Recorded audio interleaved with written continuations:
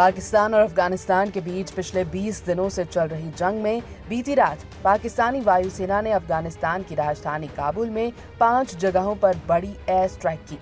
इस हमले में पाकिस्तानी सेना ने भारी विस्फोट का प्रयोग किया, जिससे इन 5 जगहों पर आसमान आग के गुब्बारों से भर गया। जानकारी के अनुसार बीती रात 9:30 बजे पाकिस्तानी वायुसेना ने अपने F-17 और F-16 विमानों से काबुल में हमला किया।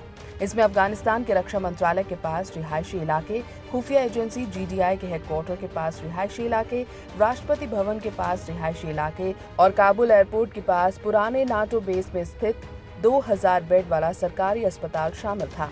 पाकिस्तानी वायुसेना के भारी पेलोड के इस्तेमाल से रक्षा मंत्रालय और GDI के हेडक्वार्टर के पास पूरा आसमान आग से भर गया।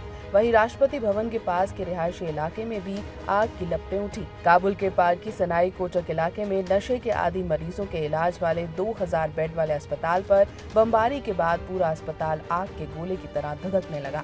कुल 23 मिनट में काबुल की 5 जगहों पर पाकिस्तानी सेना द्वारा की गई बमबारी में रात 2 बजे तक की जानकारी के अनुसार 400 लोगों की मौत हो गई और 250 से अधिक लोग घायल हो गए।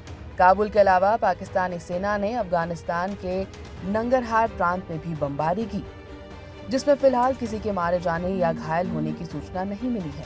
काबुल में फिलहाल रेस्क्यू ऑपरेशन चल रहा है और अस्पताल समेत रिहायशी इलाकों से लाशों और दबे लोगों को निकालने का काम जारी है। अफगानिस्तान में हुए पाकिस्तानी एयर स्ट्राइक के बाद पाकिस्तान में भी धमाका सुनाई दिया। रावलपिंडी में धमाका चकलाला स्कीम 3 के पास हुआ। जानकारी के मुताबिक 6 ड्रोन चकलाला कैंट की तरफ जा रहे थे, जहां पर नूर खान एयरबेस है, लेकिन एक ड्रोन उससे 3 किलोमीटर पहले ही फट गया और विस्फोट हो गया। साथ ही अन्य ड्रोन को चकलाला कैंट की तरफ पहुंचने से पहले ही एंटी ड्रोन गन से गिरा दिया गया। आपको भी बता दें कि ड्रोन हमला रावलपिंडी में हुआ है और इस ड्रोन को टारगेट करती पाकिस्तान की एंटी ड्रोन गन की तस्वीरें भी सामने आई हैं। दूसरी तरफ पाकिस्तानी वायुसेना की काबुल के रिहायशी इलाकों में भारी विस्फोटक के साथ बमबारी पर अफगानिस्तान सरकार के प्रवक्ता जबीउल्लाह मुजाहिद ने निंदा की है और इसे मानवता के खिलाफ अपराध बताया। जवाब में पाकिस्तान की सरकार ने दावा किया कि हमला रिहायशी इलाकों या अस्पताल में नहीं, बल्कि अफगान सेना के हथियारों के ठिकानों पर किया गया था। पाकिस्तान ने यह भी कहा कि हमला करते समय आम लोगों की जान बचाने का ध्यान रखा गया।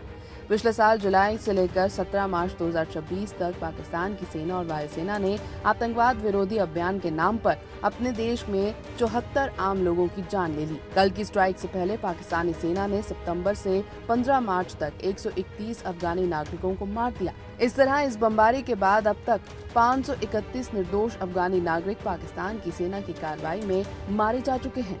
अफगानिस्तान के पूर्व राष्ट्रपति हामिद करजई ने काबुल में रिहायशी इलाकों और गैर सैन्य ठिकानों पर हुए हमलों की कड़ी निंदा की है। करजई ने कहा कि हमलों के कारण आम नागरिकों को भारी जानमाल का नुकसान हुआ है।